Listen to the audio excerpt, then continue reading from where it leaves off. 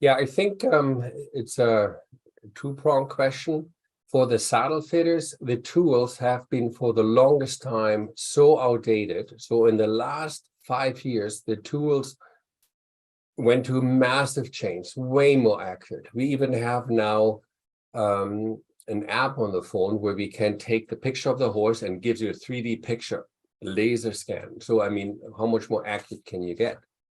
So I know there's other companies working on it, so the customer can actually relate to say, okay, I got the scan of my horse, but what size panel do I need? What size tree do I need? What size, how should the panel be flocked? I see this in development right now. So in the future, this will be not only for the saddle fitter, a great tool, but also will be for every consumer. So if you're looking for a saddle, you have a lot of tools in your hands. And you also, when you work with saddle fitters, you can then 46 centimeter. The saddle you want to sell me is 49 centimeter. Clearly, it's too long and hurts the horse in the lawn. So I see that will happen soon. I see the development stages on that. And I also seen that, for example, in the racetrack, you can buy a little clip, you put it on the saddle, and it compares when you train your horse.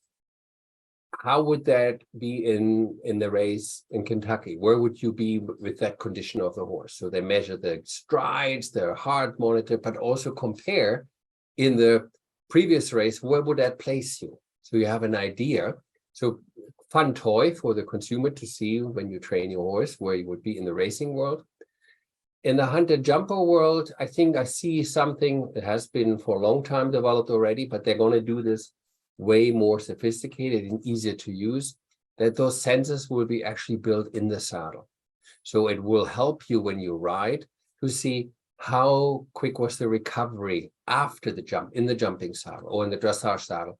Was the pressure even when I was really driving in the back? Like, let's say you're an aggressive rider, or we call them pelvis pumpers, when you're trying to get the horse to do nice extended trot and you're really thrusting your so your pelvis into the saddle, the panel could read all this. And then you ride again, a little bit more quieter, the way your coach likes to ride, right? So with your seat, but not override and with your whole thrusting of your pelvis, you can see what difference that makes. So it helps the rider getting a better seat, a better style.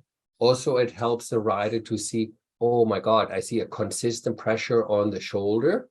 Maybe my horse gets wider or something happens in the saddle, but I see, here we see constantly red flags, and I can see this will be on the market very soon. So the rider can actually get the saddle adjustment before the horse atrophy or stumbles or have any other long-term damage.